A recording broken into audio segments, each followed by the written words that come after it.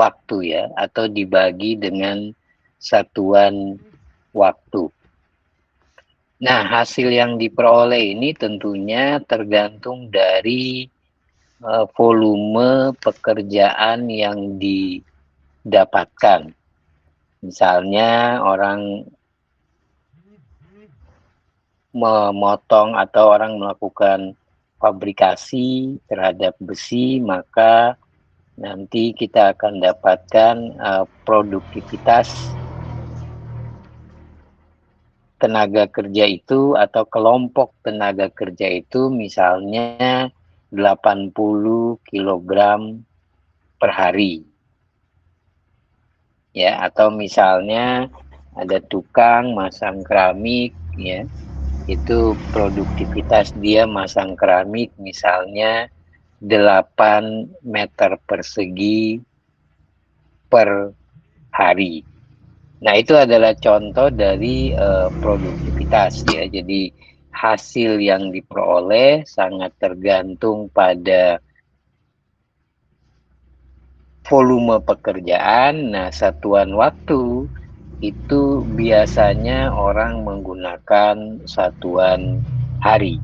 Ya, kalau mau dibuat satuan jam juga enggak masalah ya. Yang penting konsisten, 1 jamnya bisa berapa, atau per minggu misalnya, atau bahkan per bulan. Tetapi umumnya untuk pekerjaan konstruksi, orang menggunakan satuan hari ya sebagai satuan waktu dari produktivitas. Nah, selain produktivitas itu ada juga yang namanya indeks produktivitas ya, atau IP, di mana IP ini didapat dari jumlah jam orang yang diperlukan dibagi dengan jumlah jam orang standar. Nah, jumlah jam orang ini sebenarnya Anda sudah kenal di koefisien atau indeks tenaga kerja dari analisa harga satuan, yang kemarin mungkin pada saat saya membagikan job sheet tugas itu saya sudah menjelaskan arti, atau dulu waktu di mata kuliah estimasi biaya konstruksi, ketika muncul angka misalnya mandor 0,0 sekian ya, itu tidak berarti mandornya dipotong-potong ya, tapi itu satuannya adalah orang hari, artinya jumlah jam orang itu bekerja dalam 1 hari. Ya, nah di sini untuk indeks produktivitas ya, itu sama dengan jumlah jam orang yang kita perlukan dibagi dengan jumlah jam orang standar. Nah, jumlah jam orang yang diperlukan ini biasanya disesuaikan dengan perencanaan kita atau pengalaman kita di lapangan, sementara jumlah jam orang standar ya itu tentunya berdasarkan koefisien atau indeks-indeks yang standar. Seperti misalnya menggunakan koefisien atau indeks yang ada di SNI atau yang ada di Permen PUPR ya, itu merupakan jumlah jam orang yang memang sudah standar. Nah, ada beberapa variabel ya yang mempengaruhi produktivitas ketika orang mengerjakan sesuatu, tentunya berkaitan dengan tenaga kerja konstruksi. Beberapa variabel produktivitas itu antara lain yang pertama tentunya adalah kondisi fisik lapangan dan sarana bantu.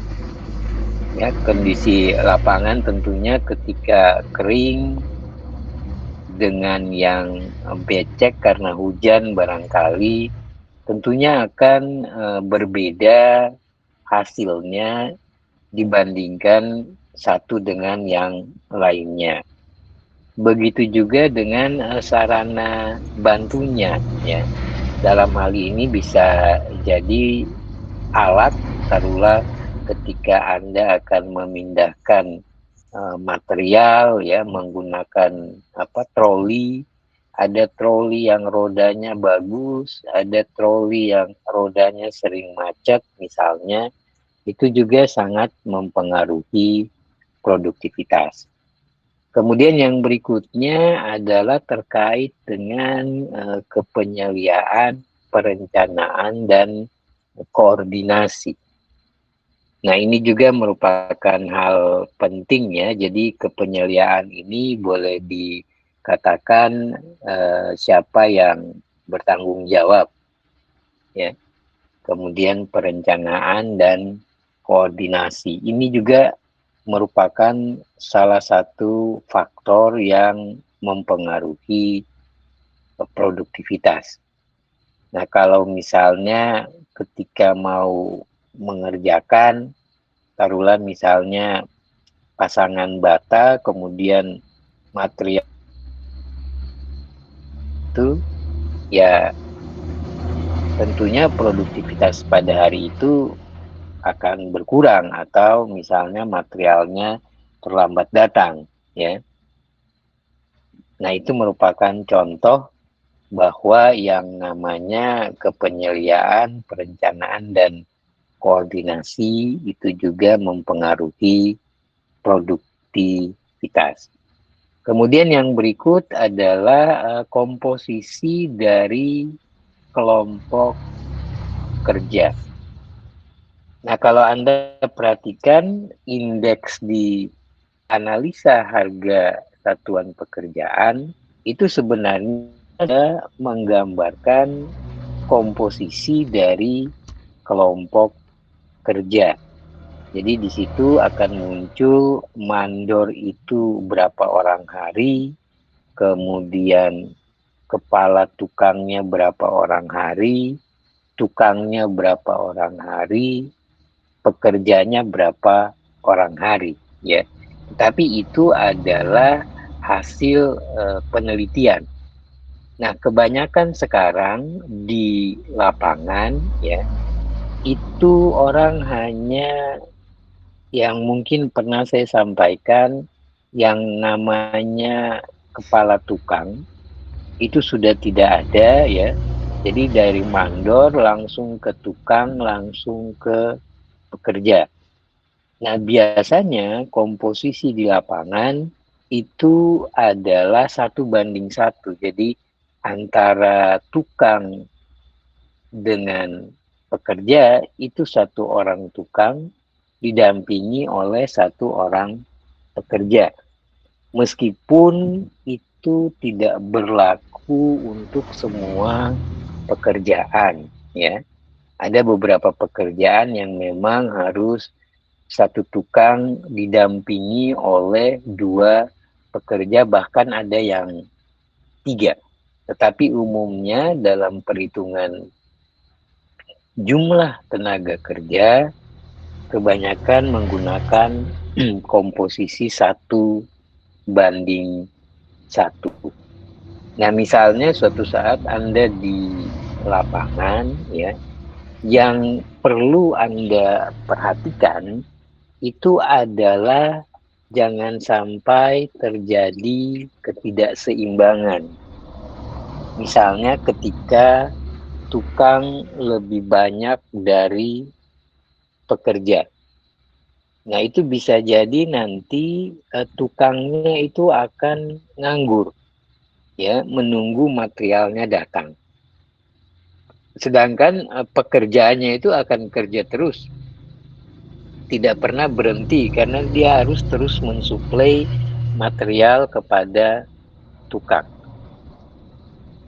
Atau bahkan sebaliknya, jangan sampai pekerjanya yang lebih banyak dari tukang.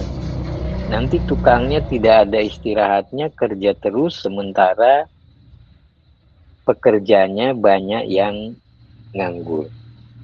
Nah, ini yang kalau misalnya Anda sebagai pelaksana di lapangan, ini Anda betul-betul harus memperhatikan yang namanya keseimbangan antar tenaga kerja, ya. Nah, itu yang perlu diperhatikan. Kemudian yang berikut juga adalah kerja lembur, ya. Jadi sebenarnya secara teoritis dan logis itu ketika orang kerja lembur, ya, itu produktivitasnya pasti menurun. Ya, dia sudah capek, ya, dia sudah tidak fokus, ya, fokusnya malah sudah pulang ke rumah, sehingga produktivitasnya itu menurun. Nah, ada beberapa penelitian yang mengatakan bahwa rata-rata terjadi penurunan produktivitas kurang lebih sekitar 20% dibandingkan dengan ketika dia bekerja pada kondisi normal. Jadi kalau misalnya di jam kerja normal, ya, satu kelompok dia bisa mengerjakan pasangan keramik misalnya 1 meter persegi per jam. Ketika di jam lembur, kalau misalnya pengurangan produktivitasnya 20%, maka dia hanya bisa mengerjakan 0,8 meter persegi per jam. Nah, ini juga sebenarnya bisa menjadi objek penelitian Anda, ya, kalau misalnya ada yang tertarik orang kerja pada jam kerja normal dan jam kerja lembur itu kira-kira selisih produktivitasnya itu berapa persen, ya. Nah, itu juga bisa dijadikan sebagai bahan penelitian, ya, terutama untuk pekerjaan-pekerjaan yang baru, ya, yang mungkin dianalisa belum ada, ya, atau pekerjaan-pekerjaan yang menggunakan material-material yang memang baru. Kemudian yang berikutnya ada yang juga dipengaruhi oleh yang namanya ukuran besarnya proyek, ya. Secara teoritis semakin besar proyek itu juga produktivitasnya akan semakin menurun, ya. Secara teoritis dikatakan seperti itu. Kemudian yang berikutnya ada yang namanya kurva pengalaman atau learning curve. Nah, kurva pengalaman ini bisa Anda lihat di lapangan, ya. Jadi misalnya ada tukang dia mau masang keramik begitu. Kebetulan keramiknya itu taruhlah ada polanya, ya. Ada modelnya. Nah, mungkin di hari pertama kedua dia masih belajar. Dia masih mempelajari gambarnya, dia masih mempelajari motifnya, ya. Kemudian di hari ketiga dan keempat dia semakin hafal, dan hari selanjutnya dia bisa jadi sudah semakin lancar mengerjakan. Nah, itu yang disebut dengan nama kurva pengalaman, ya, atau learning curve.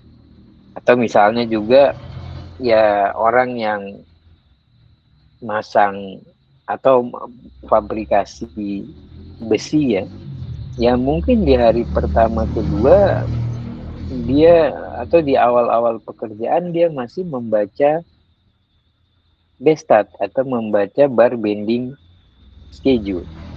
Nah, di hari berikutnya karena dia sudah tahu cara membacanya, ya, kemudian dia bisa bekerja lebih cepat, ya. Itu yang disebut dengan nama kurva pengalaman atau learning curve. Kemudian yang berikutnya juga yang mempengaruhi produktivitas adalah perbandingan antara pekerjaan yang kita tangani sendiri atau yang diberikan kepada subkontraktor. Nah, umumnya yang dikerjakan oleh subkontraktor itu biasanya lebih cepat dibandingkan dengan yang kita kerjakan sendiri. Dalam hal ini kalau menggunakan mandor ya. Karena biasanya subkontraktor itu memang dia spesialis. Dia spesialis sehingga dia sangat ahli di bidang pekerjaan itu. Nah, itu yang kemudian menyebabkan dia lebih produktif. Ya selain itu dia secara internalnya subkontraktor, dia juga harus menjaga produktivitasnya. Karena produktivitasnya dia itu juga nanti bisa mendapatkan keuntungan bagi si subkontraktor. Nah, tetapi biasanya kan kalau di tender itu pekerjaan-pekerjaan yang disubkonkan itu tidak boleh banyak ya. Biasanya ada batasannya. Yang jelas itu bukan pekerjaan utama. Ya, tapi kalau di lapangan itu biasa subkon di bawah tangan istilahnya ya. By dokumennya tidak ada, tapi mereka sub secara bawah tangan, artinya secara diam-diam ya mereka melakukan yang namanya subkontraktor. Kemudian yang terakhir yang membatasi atau variabel yang mempengaruhi produktivitas adalah terkait dengan kepadatan tenaga kerja.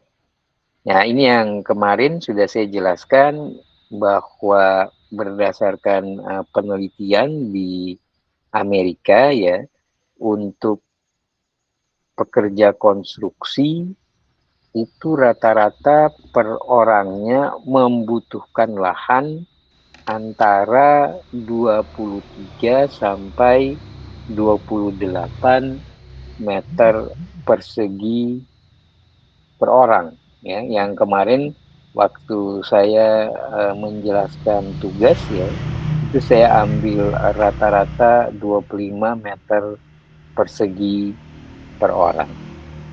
Nah, ini juga yang nanti akan menjadi batasan terhadap jumlah pekerja yang bisa kita tempatkan di lapangan. Ini kan yang menghindari bahwa jangan sampai proyek itu seperti pasar begitu ya, orang berjubel sehingga ruang gerak itu sangat terbatas. Nah, itu secara teori ya, itu nanti akan Anda praktekkan perhitungannya pada saat mengerjakan tugas. Nah, untuk perhitungan produktivitas tenaga kerja ya, itu bisa secara teori bisa didasarkan pada berbagai standar. Tetapi kalau di lapangan ya, itu ketika Anda menghitung produktivitas tenaga kerja, tentunya Anda lakukan dengan melihat langsung kemampuan atau seberapa produktif seorang tenaga kerja di lapangan. Dan ini Anda akan evaluasi terus per hari. Kira-kira untuk mencapai target jadwal ya, saya perlu nambahkan orang ataukah tidak. Jadi Anda amati day by day-nya. Ada tukang pasang bata misalnya. Anda lihat, oh dia dengan misalnya tukangnya ada 5, pembantu tukangnya ada 4 misalnya, mereka satu hari ini bisa menyelesaikan berapa meter persegi. Tentunya Anda ukur ya di lapangan ya. Anda kan nggak ngukur sendiri lah. Anda suruh tukangnya langsung atau pekerjanya yang narik meteran, kemudian kan Anda akan hitung tuh. Nah, hari itu Anda sudah bisa tahu kira-kira nanti pekerjaan saya ini bisa sesuai dengan jadwal ataukah tidak. Ya. Nah, itu secara pelaksanaan praktis di lapangan.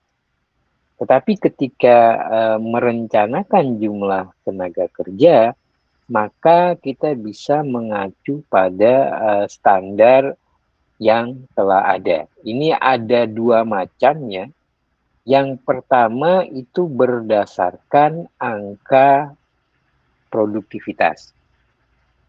Nah, angka produktivitas ini didasarkan pada pengalaman di lapangan yang ditentukan oleh masing-masing instansi atau perusahaan.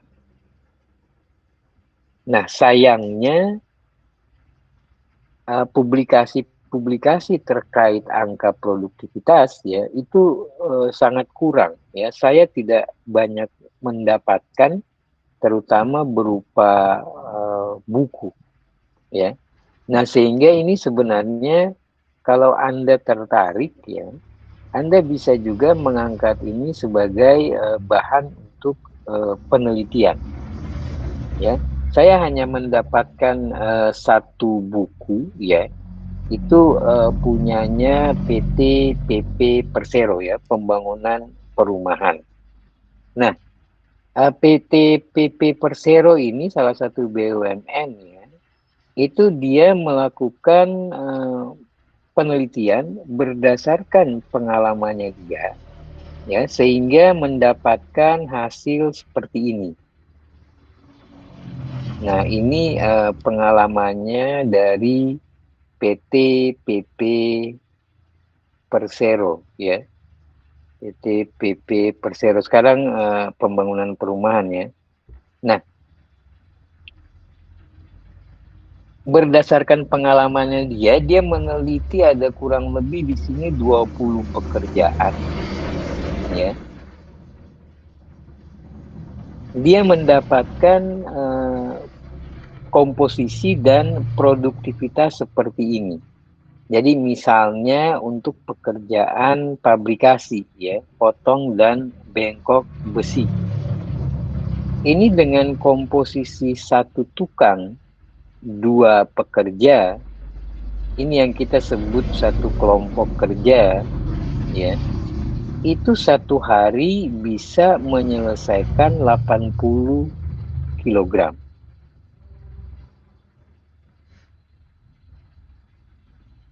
Ya.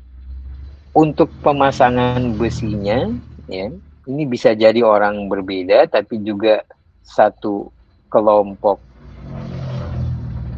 tenaga kerja, satu tukang dan 2 pekerja. Untuk pasang besi bisa mendapatkan 125 kilogram per kelompok per hari. Nah, ini dia dapat berdasarkan hasil penelitiannya dia. Nah, Anda bisa saja ya melakukan penelitian seperti ini ya di proyek yang lain ya, atau di beberapa proyek yang lain. Jadi di sini dia meneliti 20 pekerjaan ya, pasang keramik lantai, 1 tenaga kerja, 2 pekerja, 1 hari bisa mendapat 8 meter persegi.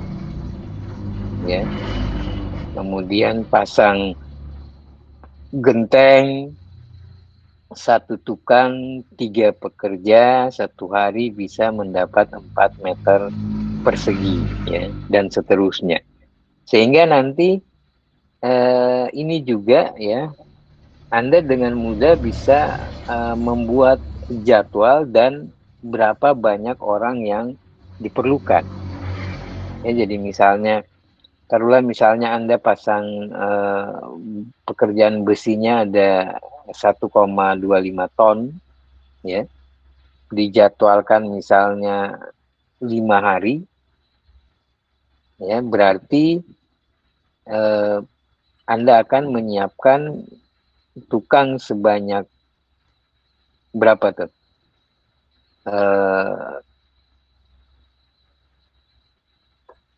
Kalau satu hari 1.250 ya, berarti kan Anda harus menyiapkan perharinya 2 tukang ya, 2 tukang 4 pekerja kalau misalnya jadwalnya 5 hari. Ya, karena perharinya hanya bisa mendapat 1.125. Ya, jadi harus dikali 5. Ya, jadi ini Anda bisa menghitung. Ini juga bagus ya. Cuma kelemahannya itu adalah jumlah pekerjaannya tidak banyak yang diteliti. Jadi PP sendiri ini hanya meneliti 20 item dan terus terang saja saya pribadi baru mendapatkan satu referensi yang seperti ini. Nah, saya belum mendapatkan referensi yang lain, ya, jadi silahkan kalau misalnya Anda mau meneliti yang namanya produktivitas tenaga kerja konstruksi yang nanti outputnya bisa seperti ini. Nah, itu cara yang pertama. Jadi kelemahannya itu itemnya tidak terlalu banyak, ya.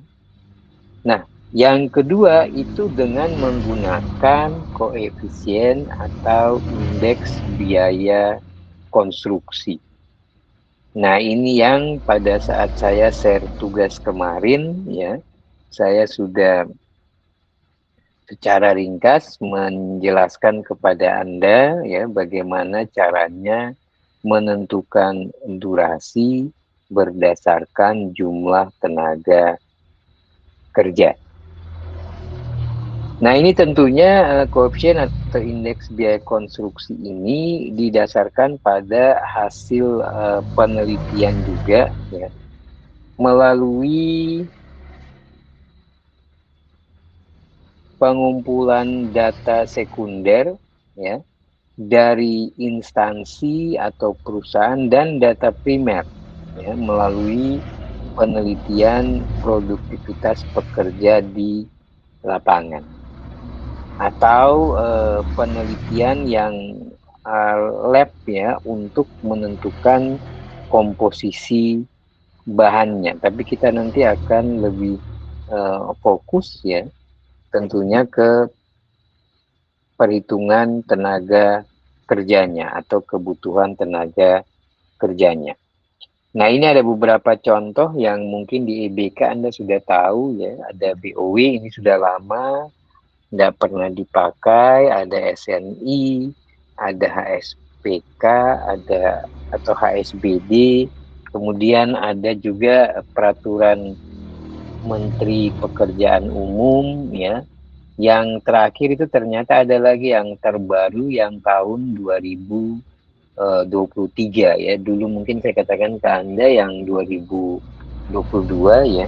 Tapi ternyata yang terbaru juga sudah ada yang 2023.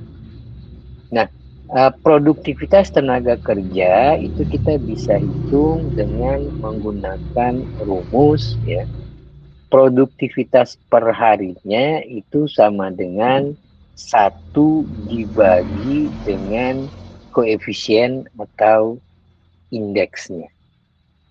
Ya, jadi produktivitas itu sama dengan 1 dibagi koefisien atau indeksnya. Ya, hati-hati itu produktivitas per hari ya.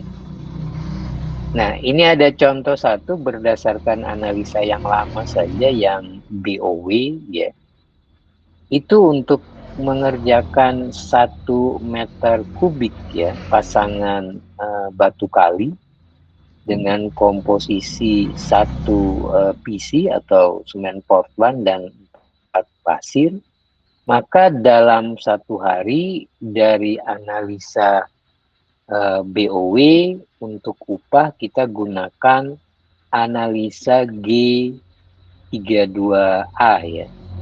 Dengan komposisi tenaga kerjanya itu adalah 1,2 tukang batu, 0,12 kepala tukang, 3,6 pekerja, dan 0,18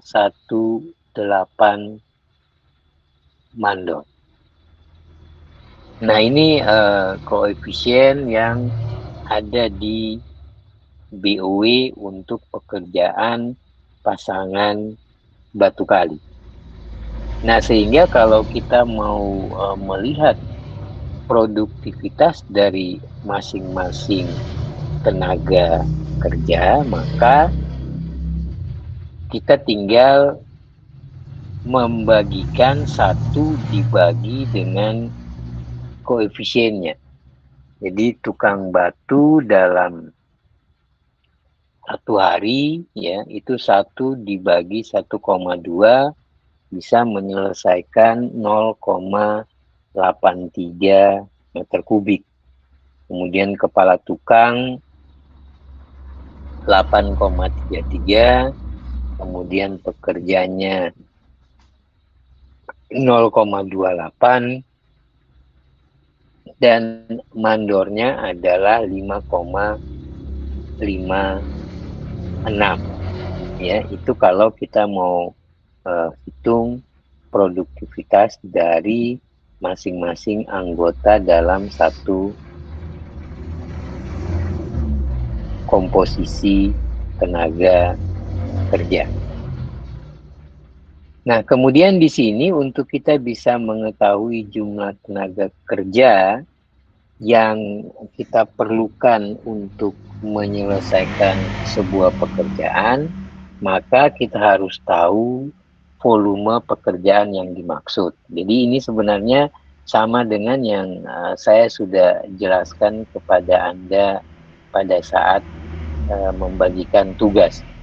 Nah, jumlah tenaga kerja yang kita perlukan untuk menyelesaikan sebuah pekerjaan itu bisa kita dapatkan dari volume pekerjaan dibagi dengan angka produktivitasnya tadi. Yang mana angka produktivitas itu kan 1 dibagi koefisien. Sehingga volume pekerjaan untuk bisa mendapatkan jumlah tenaga kerja itu sama saja dengan volume pekerjaan dibagi dengan angka produktivitas atau volume pekerjaan dibagi dengan 1 per koefisien atau langsung saja volume pekerjaan dikalikan dengan koefisien dari masing-masing pekerja. Nah, ini yang saya sudah jelaskan kepada Anda beberapa minggu lalu ya, pada saat saya membagikan job sheet tugas dari mata kuliah ini. Nah, contoh jika misalnya pasangan batu kali tadi itu volumenya adalah 10 meter kubik ya, maka total kebutuhan tenaga kerjanya itu adalah tukang batu ya, itu 10 dibagi 0,83 itu adalah angka produktivitas ya, bukan koefisien. Anda perhatikan tadi di yang sebelumnya di sini ya. Nah, ini tukang batu itu koefisiennya 1,2. Tapi angka produktivitasnya adalah 0,83. Ya, jadi yang dibagi di sini adalah dibagi dengan angka produktivitasnya. Ya, jadi 10 dibagi 0,83 ya. Nah, ini kan sebenarnya sama saja dengan 10 kalau Anda kali dengan koefisiennya 1,2 kan. itu kan ketemu sama ya, kurang lebih 12 orang. Kemudian kepala tukang 10 dibagi 8,33, angka produktivitasnya ketemu 1,2 atau dibulatkan itu 2 orang juga bisa sih sebenarnya, bukan 1 orang.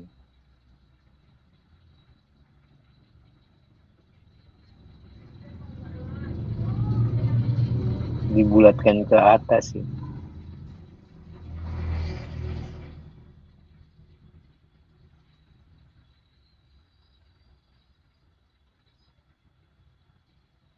Oke, atau pekerjanya 10 dibagi 0,28 ya. Itu 35,71 atau kurang lebih 36. Kemudian untuk mandornya sendiri ya, itu 10 dibagi produktivitasnya 5,56 sehingga kita ketemu 2 orang. Nah, ini angka ini sebenarnya sama dengan Anda mengalihkan volume dengan koefisiennya, ya. Cuma di sini volume dibagi dengan produktivitasnya. Nah, untuk menghitung kebutuhan tenaga kerja per hari, maka kita harus tahu jadwal atau durasi yang telah kita rencanakan. Kemudian jumlah tenaga kerja yang kita perlukan per hari itu akan kita dapatkan dari jumlah tenaga kerja keseluruhan dibagi dengan durasinya. Ini seperti yang sudah saya sampaikan kepada Anda. Contoh, jika pekerjaan pasangan batu kali tersebut ya dijadwalkan 6 hari, maka kebutuhan tenaga kerja perharinya tinggal tukang batu tadi 12 orang dibagi 6 ya, sama dengan 2 orang. Kepala tukang ini tadi keliru tadi. Kepala tukangnya tadi 2 ya. 2 dibagi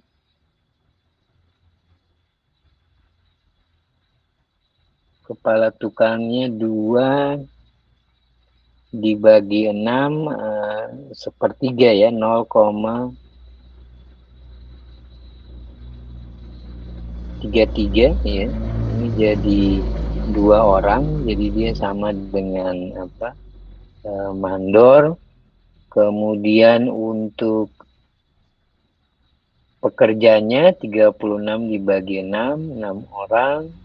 Kemudian untuk mandor 2 dibagi 6. Sorry. Ini bukan 2 orang, ini 1 tadi ya. 1 orang. Sama saja sebenarnya sih, terakhirnya juga 1 orang ya. 1 orang. Nah, ini adalah kebutuhan tenaga kerja per harinya. Jadi sama dengan yang sudah saya sampaikan ke Anda di Excel kemarin ya, bagaimana cara menentukan durasi pekerjaan yang tentunya berhubungan dengan jumlah tenaga kerjanya.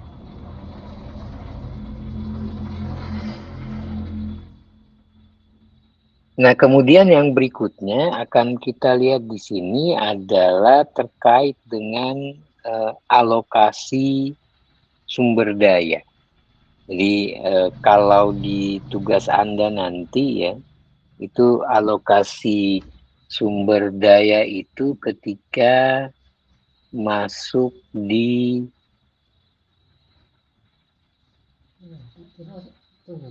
poin lagi kuliah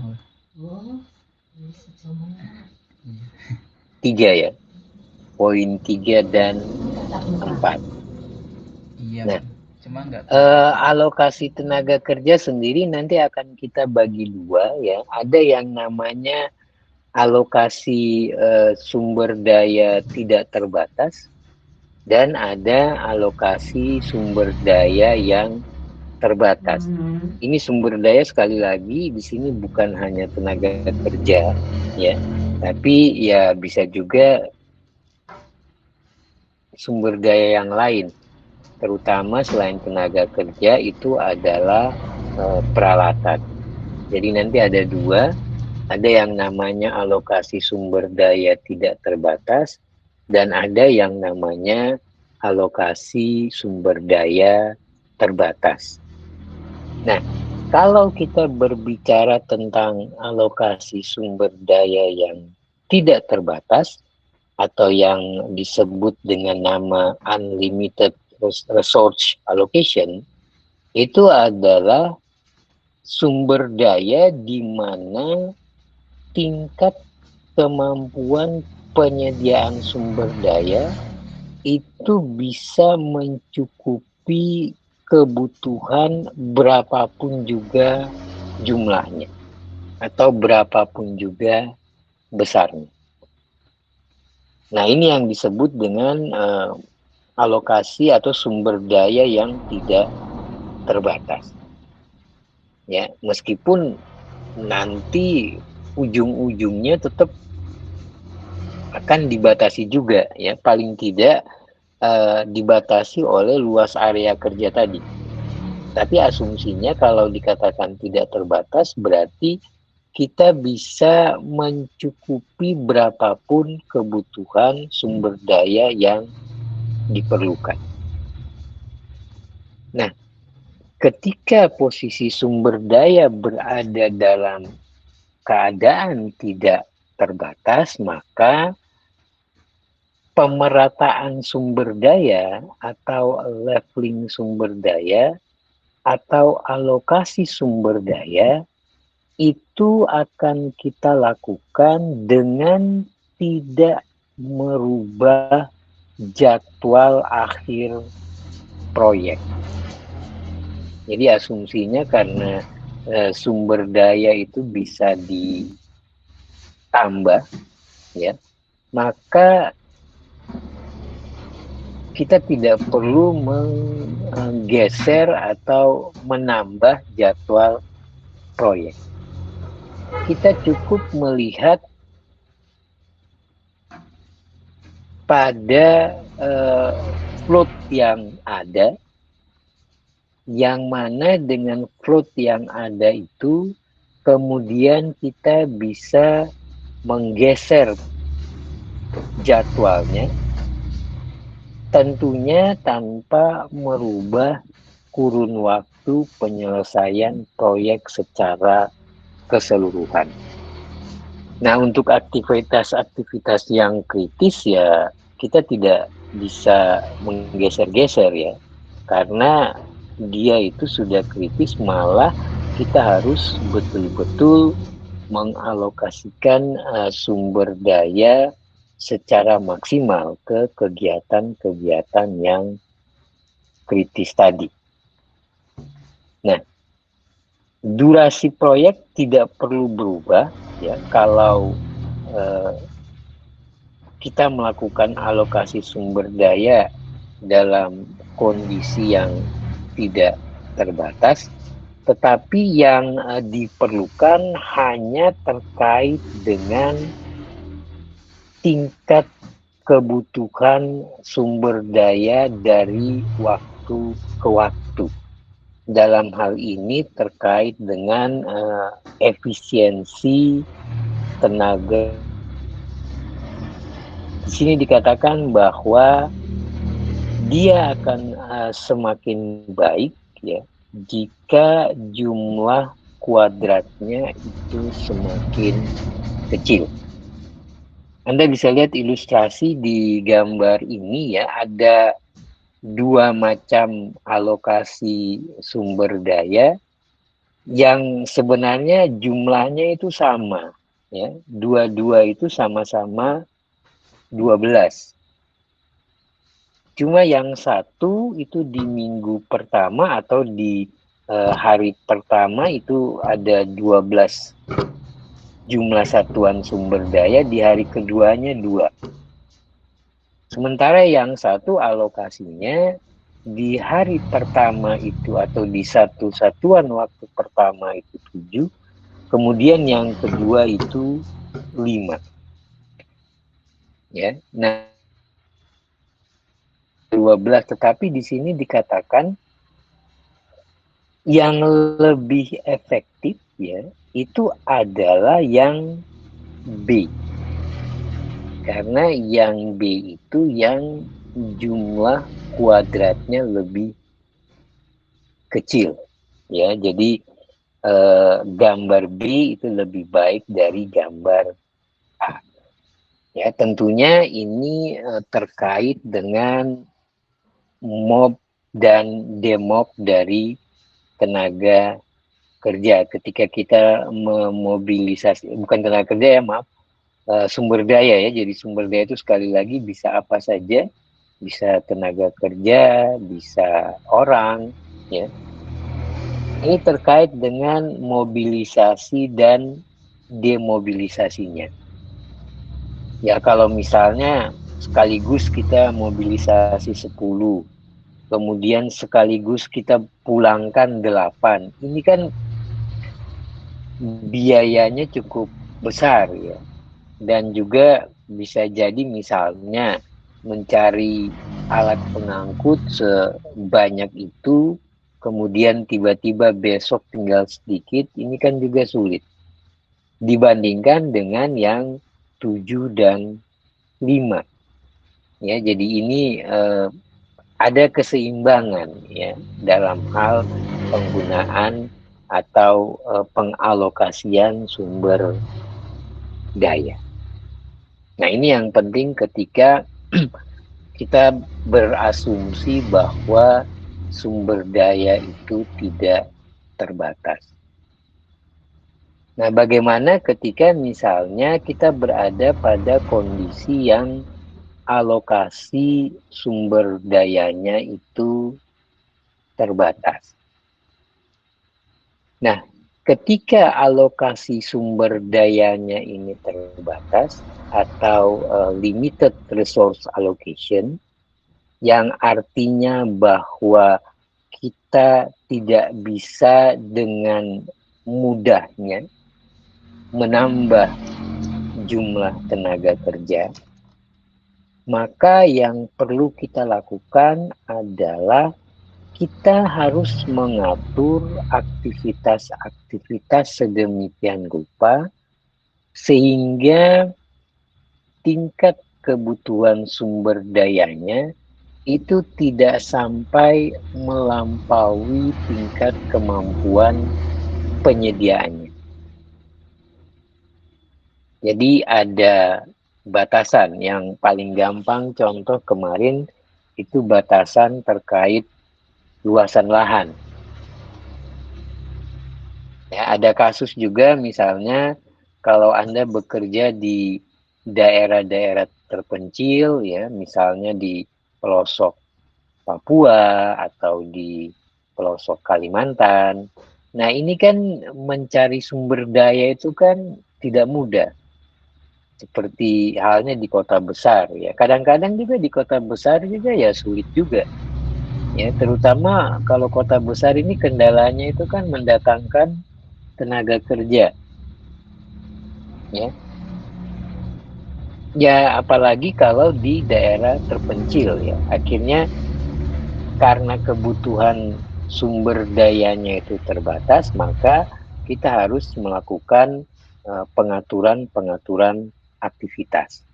Nah, seperti apa pengaturannya itu bisa dilihat di sini bahwa kalau misalnya ada konflik ya, jadi konflik itu maksudnya ketemu dua aktivitas yang mana kebutuhan sumber daya dari kedua aktivitas itu melampaui kemampuan penyediaannya, ya. Maka antar kedua aktivitas tadi ditambahkan dengan hubungan ketergantungan atau dibuatkan hubungan ketergantungan yang baru, di mana satu aktivitas bergantung pada aktivitas yang lainnya. Nah, Anda masih ingat dulu waktu di awal-awal method planning, saya mengatakan bahwa ketika kita menentukan hubungan antar ketergantungan dalam pekerjaan, nanti akan muncul dua macam. Ada yang namanya hubungan ketergantungan secara alamiah, dan ada yang namanya hubungan ketergantungan secara sumber daya. Nah, inilah yang akhirnya muncul yang namanya hubungan ketergantungan antar sumber daya, di mana ujung-ujungnya nanti akan berakibat pada bertambahnya waktu penyelesaian proyek. Ya, yang mana konflik ini akhirnya akan tidak ada. Tetapi risikonya itu adalah bertambahnya waktu penyelesaian proyek. Nah, besarnya pertambahan waktu penyelesaian proyek ya, itu bisa kita dapatkan dari rumusan, misalnya ada konflik antara aktivitas A dan B ya, maka IPD AB ya, increase project duration AB, itu kita bisa dapatkan dari early finish kegiatan A dikurangi dengan last start dari kegiatan B.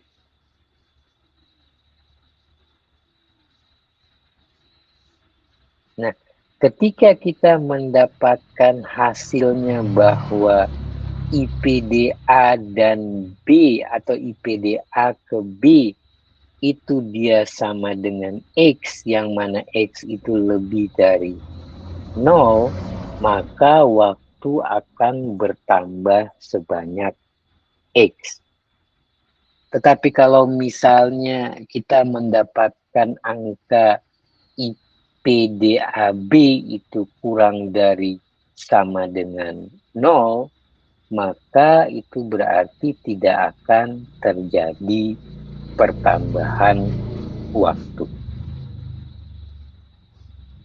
Nah, di sini kita bisa lihat untuk bisa mendapatkan IPDAB itu kurang dari sama dengan 0 ya, ataupun toh kalau misalnya ketemu angka X yang lebih dari 0,